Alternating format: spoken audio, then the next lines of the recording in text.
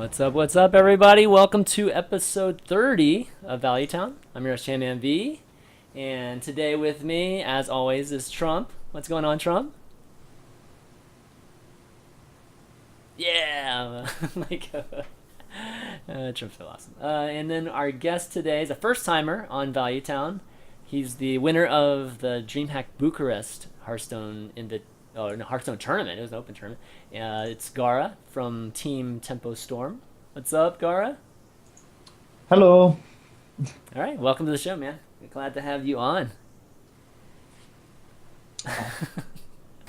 But okay, so what we're going to talk about today is we're going to be talking about a little bit of the current meta, and then we'll follow it up with some discussion on the new Rogue card that they announced yesterday. I think they announced, was it yesterday or the day before? It might have been the day before. The new a new bar ambusher, and then we'll talk about some shaman decks. That's right, right? Did I pronounce that wrong? Shoot. Jeff's the WoW expert. Trump's the WoW expert here. But we'll be talking about shaman decks, particularly a couple that Gaara's been running recently, and do some of that cool stuff we do here on Value Town. And then we'll do some Q&A like we always do, and all the questions will be taken from the Reddit thread here. So post your questions here, and we'll try to get to as many as possible. Upvote the ones too. If there's some other folks that ask some good questions that you like, upvote those because we'll sort them by topic. But okay, let's get into some talking. Gaara, so since winning DreamHack Bucharest, how have things been different for you? I mean, you've been seeing just a lot more people, I guess, like a lot more viewers on your stream, a lot more people asking you I don't know, for advice or anything like that on how to play. Yeah, it's like completely different. Like before I went to Bucharest, I just streamed casually, just had fun climbing ladder, and now I'm running from interview to interview. People ask me all kinds of stuff, ask me about my deck list, ask me like about tips about upcoming tournaments and stuff like that. It's crazy. That's what happens, man. When you win a tournament, all of a sudden everybody wants to hear from you. So that's really cool, man, and really happy for you. And hopefully some more success comes in the future. But Trump, what you been up to? Like, how's laddering been and all that good stuff? I've just been I've been playing around with a lot of different decks. Mm-hmm. Currently, the I find constructed really interesting because the metagame is quite diverse at the moment. Mm-hmm. Are you making a push for top 16 this season? Yep. Okay, all right, that's gonna be good stuff. So how often are you playing arena these days? Uh, one a day, Okay, roughly. okay, not bad, not bad. All right, well, why don't we start things off by getting into the new Rogue card. So a new Nox card was announced, and let's take a look at it right here. How do you pronounce that, Trump? How do you pronounce that card? I must be killing the pronunciation of it. Let me load on your screen. Let's see. Is it a new bar or is it a nub R? Man, I'm just terrible with It's a new bar. It's a new bar. Okay, so a new bar ambusher. It's a 4 mana 5/5 base, which I mean we thought Yeti was good as a vanilla 4/5. This is better than Yeti, but it has a death rattle that's returning a minion, a friendly minion on the board to your hand. So I want to get your initial thoughts on this card, and why don't we start off with constructed talk? Gara, what do you think of this card? The first time I saw the card, I just saw the picture, right? I didn't know it was a card, so I thought, oh my god, this is the new Warrior 4 drop. Like, because that is like the questionable mana amount. But then I saw it's like a rogue specific card, and then I was kind of, it's kind of meh. It's like, It's kind of meh. so, Okay. yeah, it's kind of meh. Yeah. Because as a rogue, you don't really want. Uh-oh. I think we lost. Hold on a second. Uh-oh. I think we lost them. Going to have to see what happened there. Give us 1 second. We'll be right back.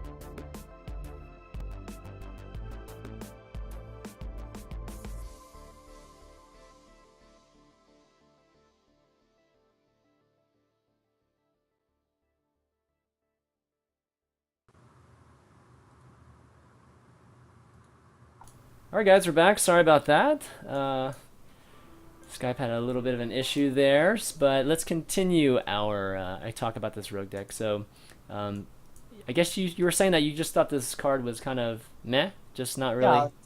yeah, exactly. The card is kind of mad. The two types of rogues that are playing right now are Miracle Rogue and Tempo Rogue. Mm-hmm. And as a Miracle Rogue, you want card draw to draw your combo, or yeah, or spell power, like or even both, like uh, Talnos or Assure Drakes, and yeah, Auctioneer.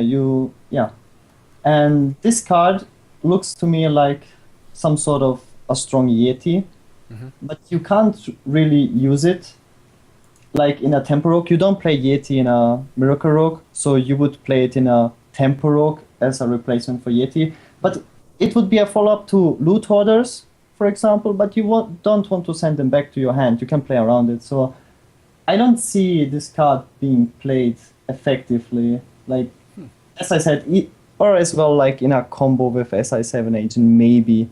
Like, because it's good to send SI7 Agent back to your hand if people kill or trade that card. Yeah. Yeah, that'd be pretty hard even with SI7 because it has to already be on the board, so it has to be like 2 turns where you have to play the ambusher and you have to attack with the ambusher too, right? So it's kind of it'd be pretty hard to even set that scenario up. Trump, what do you think about this card, constructed wise? Gosh, I'm like the complete opposite on this one. I think this might be one of the best cards out there, and I think Yeah. it's an auto 2 of in every rogue deck from now on. Not an auto 2 deck. Like, there are some decks, like Gaara's mentioned, where the death rattle is going to be too harmful. But the stats alone are insane. And yeah, there's a drawback. It's got a pretty significant drawback, It's a but yeah. it's kind of not a drawback if you have an SI7 agent out in the field or if you have other combo cards. And it's just such an individually strong drop if you are running a deck that's light on minions. Yeah, I mean it's a common card too, so you point out a really good thing that you can actually run 2 of these in your deck, which would be yeah, pretty amazing. And yeah, right now the rogue doesn't have a great 4 drop.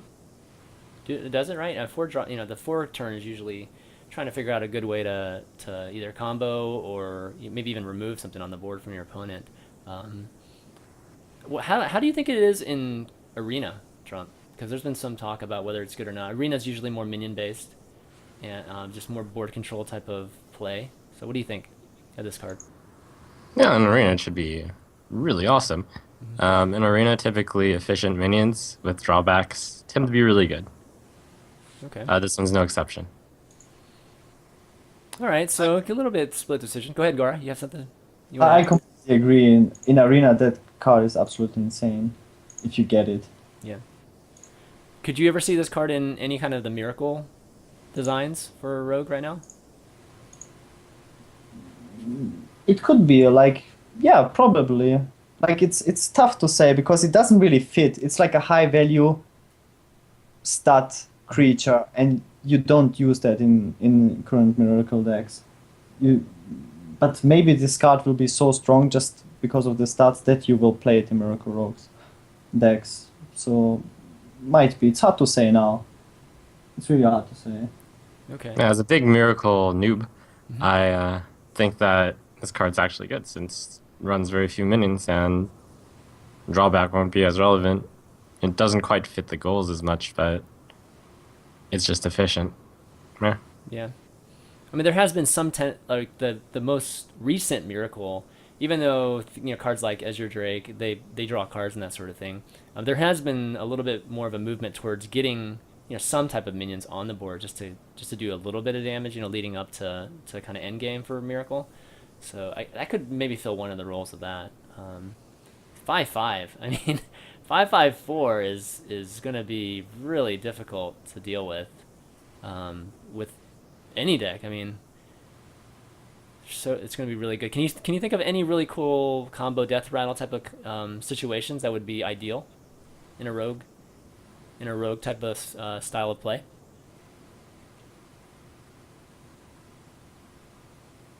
Either of Well, you, besides either the of you obvious. guys. Yeah, either of you guys. It's probably Put- good with Acolyte if you can like draw a card, like you ship your own Acolyte or whatever, and then you really don't want to give your opponent rogue the acolyte back with full value in his hand. Or yeah, Okay. but yeah.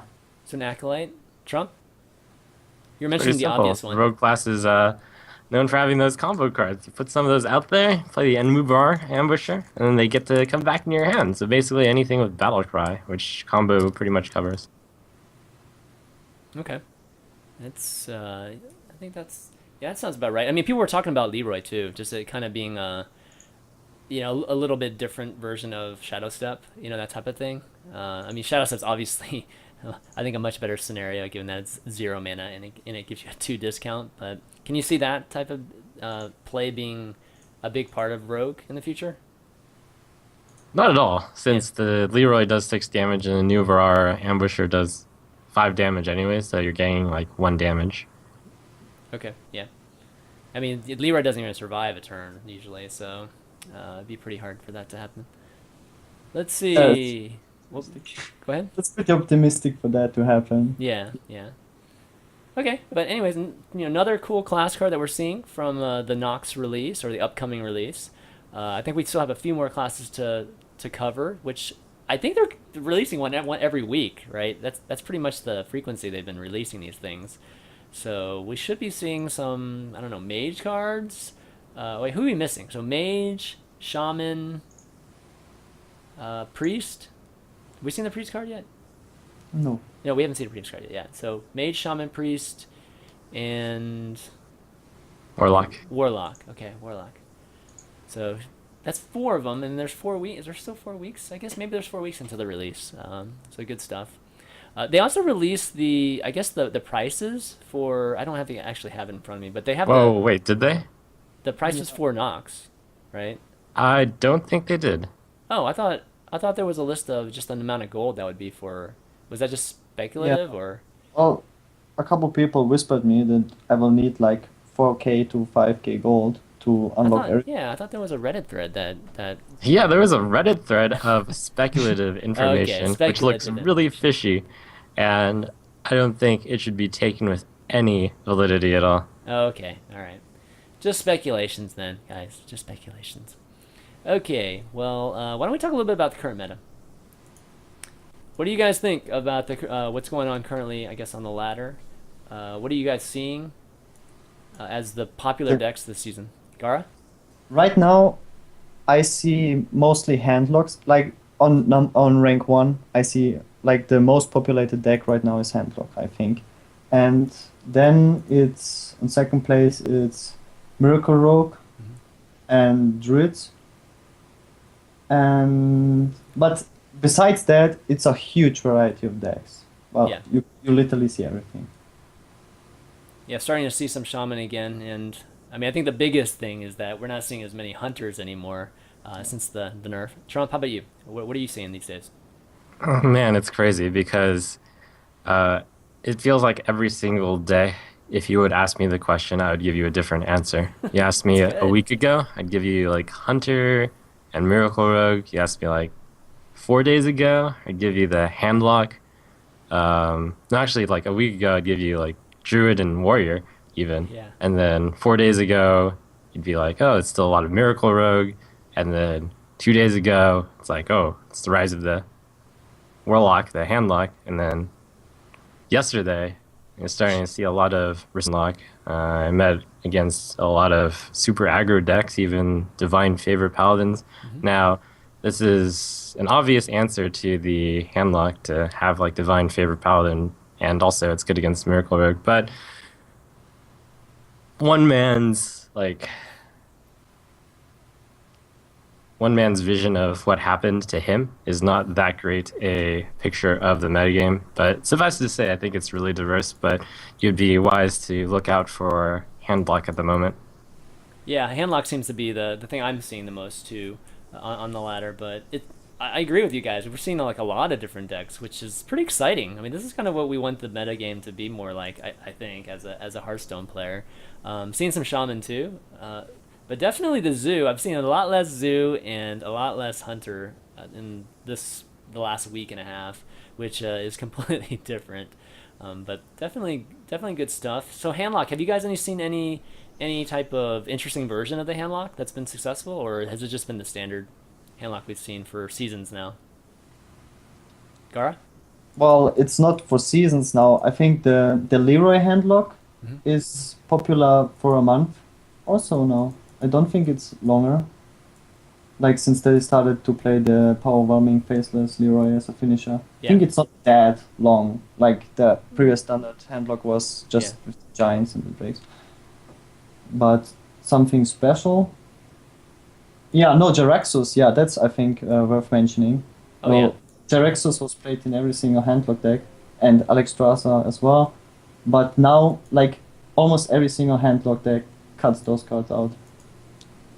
What does it cut it in place of?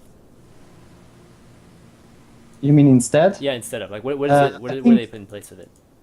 double faceless, of course the Leroy, um, maybe Sylvanas, stuff like that. It's just two cards. It's not too much you can put in.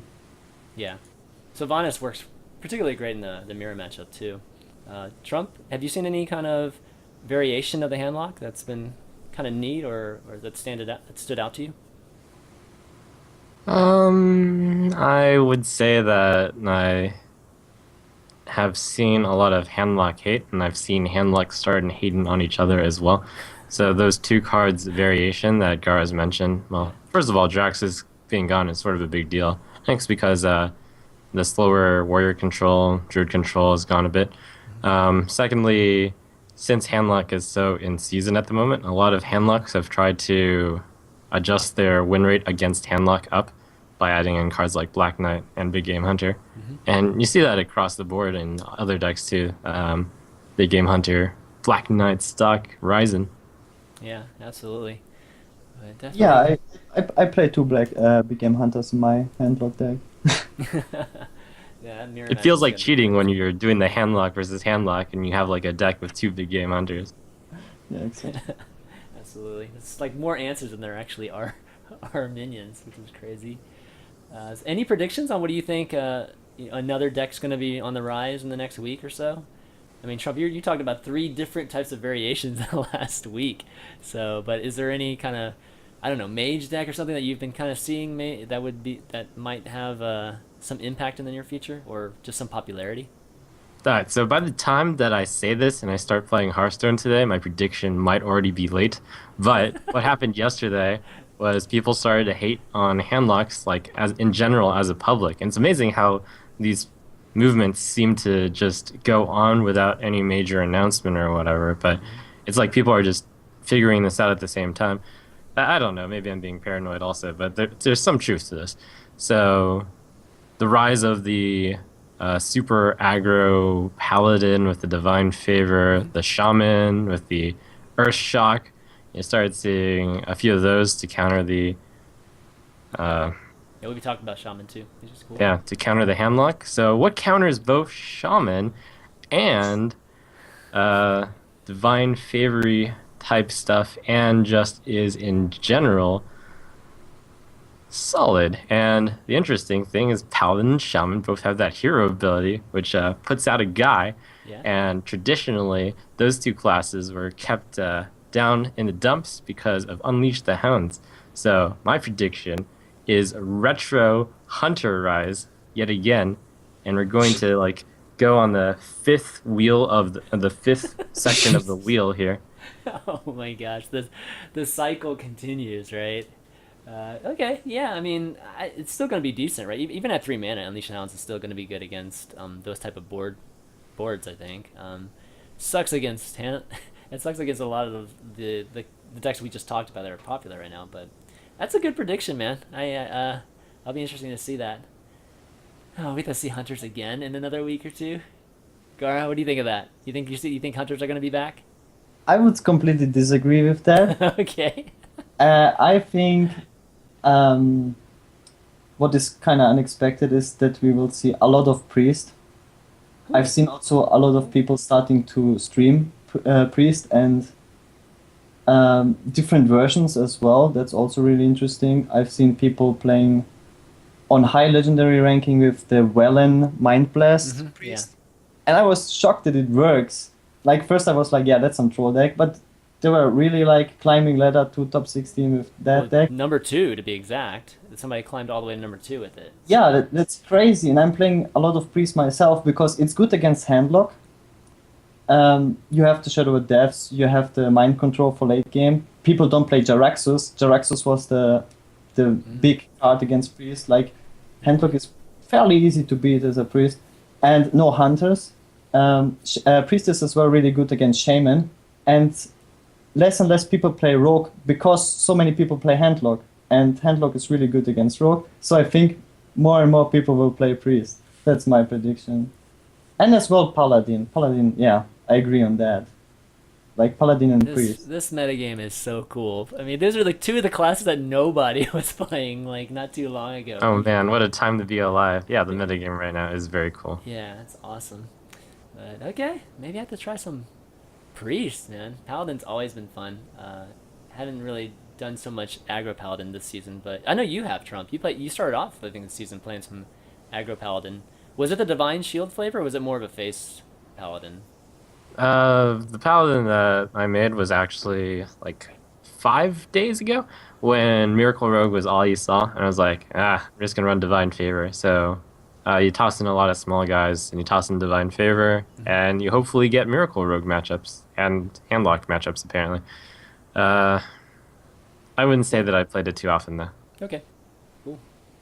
All right, why don't we move on? Talk about some decks here. And today we're gonna be doing the Shaman deck, and a couple Shaman decks here, both with which Gaara's played, and we've got a pretty interesting Bloodlust deck, which I think will be pretty fun to talk about here. And then we have more of the standard type of Shaman that we've seen in the past with a lot of your usual suspects there.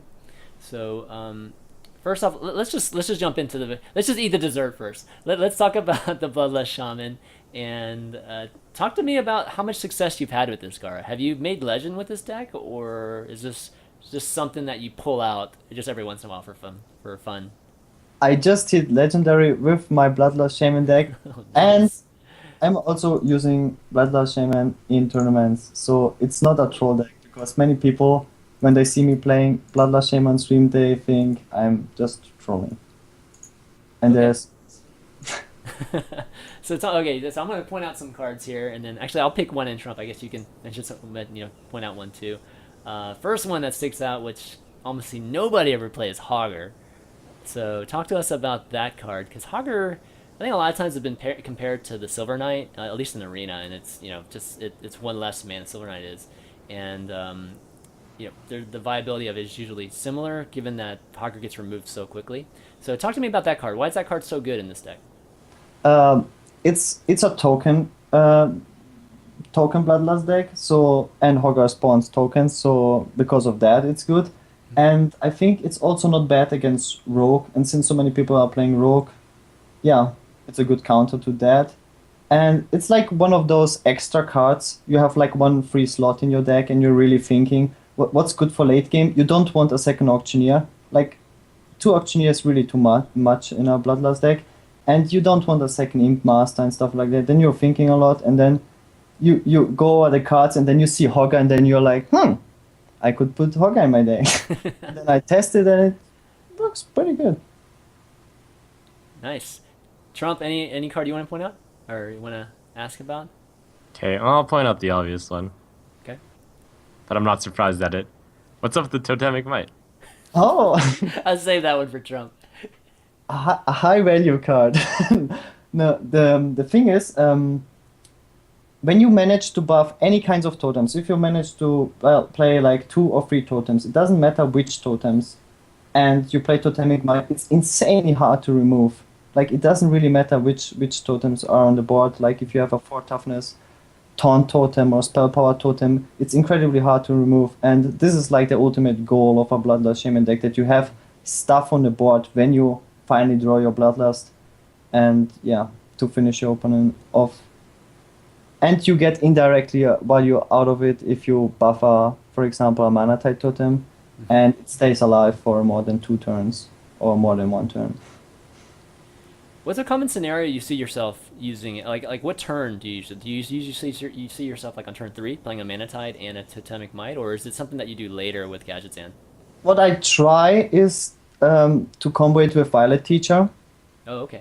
Like if I have a totem, this is like the optimal scenario. Like I'm in turn 4, or I have a coin in turn 3, and I have a totem out, so I can play my Violet Teacher and use the Totemic Might, get an additional coin out. And the thing with the 1/1s on the board, you can always combo them with Rockbiter weapons and Flametongue totems, so they're not just like the Paladin ones. They're like really useful in a Shaman deck. Mm-hmm. And or with Auctioneer, obviously, you can cycle them for other cards. Okay, that's pretty. Totemic Might. I mean, Trump, was Totemic Might the bottom of your list, what, the value list at some point, or was it really close at some point? What was the worst? What was the worst card on your value list for Arena? It's probably Totemic Might, yeah. Yeah. Okay. So this is pretty pretty interesting, pretty revolutionary, and I mean, or just something that we've never seen before. Let's see. How is I guess how does Imp Master work for you too? Because I've played a deck that's pretty similar to this, and I actually took out Imp Master just because I felt like it never it didn't really do a good job of sticking, or my opponent would throw down big units and I wouldn't be able to do anything about it. So it just didn't have much of an impact that I thought it would, because I was running 2 for a while. So Gar, how is it, like, how much impact has Imp Master been? Well, of course, it has the obvious synergy with Heal String Totem. If you Okay. Yeah. have that on the board, Yeah. like, and it is something. It's as a free drop, a 4/1 and a 1/1 as a free drop. There's almost nothing that can remove that. Well, a swipe can kill that, but besides that, like, that something will stay on the board, the chance is insanely high. It's the same with Harvest Golem, but it has a slightly better synergy with Bloodlust than a Harvest Golem, so I play the Imp Master instead. And of course the synergy with the Heal Stream Totem. And it's not so vulnerable to silence as well as the Harvest Golem is. Yeah, that's a good point. Trump, another card you want to ask about, or? It's one of those decks, I think, that you have to play and see it in action to be like, wow, this is amazing. Because it's one of those decks that probably, I mean, it looks rather insane, but I'm sure in practice that it works very well. How often do you win without Bloodlust? Because you only have 1 in the deck, and I understand why you don't run 2, because that card's totally dead. If you don't have minions on the board, obviously. So Well, I'm curious how often you win. some games you have a full board of totems and they have all like 0 attack, and then you're like, yeah, I have this full board and I deal like 2 damage phase per turn. Yeah, I know what But you mean. but you have this synergy with Violet Teacher. Like Violet Teacher is still it's like a Senjin, and you spawn tokens, and Auctioneers and Ashudrex, they are still like 4/4s. Like, it's not like you don't do any damage to your opponent. But without Bloodlust, yeah, it's way easier to win with a Bloodlust, obviously. Yeah. So I mean, I can see those games going pretty much down to the end. Actually, you know, when you have But board if it, control and you're just sitting there, just if waiting. it's the unwinnable without Bloodlust, I would play 2 Bloodlust in my deck. Yeah, that's true. I can see that. Makes sense. Okay, so really cool deck, man. I'm pretty excited to. I was running it early in the season, and I won like, I don't know, 12, 13 straight games, and then I kind of switched over to more the warrior and, you know, druid handlock type of thing. But wanted to get back to this, and figured it would be a good time to get back to it soon. So I'm excited to try it out. So let's go to the custom shaman here, which is the right shaman, which is one that we've seen more in the past, more of a tempo-ish type of shaman, or just the more standard shaman. Anything to really point out about this? Any particular things about this deck that are, you know, really, really strong? Me now? Yeah. Yeah, one really important thing is, as you mentioned earlier, like without the Bloodlust, you don't really have a lot of damage on the board. Even if you have like a full board with totems or Imp Master tokens and stuff, they all do like very few damage. And Doomhammer, you can see Doomhammer as some kind of a finisher. if you get the combo with Rockbiter, it's just an insane amount of damage. Like just the Rockbiter with the Doomheimer is already 10 damage phase. Yeah. And it has like those cards like Fire Elemental. It's like, I think it's more consistent in Ladder. I think like I would prefer my deck in a tournament where you just have to win 1 or 2 games. And in Ladder, for a consistent high win ratio, I would prefer the second one. And I saw this deck from Celerity. He's like one mod in my stream, and he played this in King of the Hill. And I tested it today, and it works really well. And I hit Legendary with it, so I guess it's really good. Trump, thoughts on this Shaman deck? It's good. It runs 2 Harvest Golem, which is slightly unusual because that's a lot of 3s. Yeah. Oh, it only runs 1 Unbound also, which is slightly unusual. Yeah, what do you think about the single Unbound? I mean, why the single Unbound, Gaara? Well, like I discussed this with Colento a lot, and you could also play Shaman without Unbounds. Well, Unbound is such a tricky card. Like when it gets silenced or when it gets zapped, it loses all the value you build up with the card. But it's sometimes it's so good to have an Unbound, and then it's like the mix thing. Like either you play none or you play 2, then you make a mix of it and you just play 1. Well, it's good, but it's not that insane. Okay. All right, good stuff. Let's see, any other card to really point out? I mean, this is pretty similar to a lot of. I mean, there might be like a variation of 1 or 2 cards here, but this is the tried and true Shaman that we've seen. It's always been pretty solid. Lots of people have gotten to Legend. I think every season, with this type of archetype for the Shaman, and so yeah, I don't have any more questions. Trump, any last comments, I guess, about this deck? No? All right. So why don't we move on, guys? And actually, let's take a quick break so we can get these questions together. Just make sure everybody gets in their questions. Again, here's the Reddit thread to get your questions in, and we'll do Q&A with you guys in just 1 second. So we'll be right back.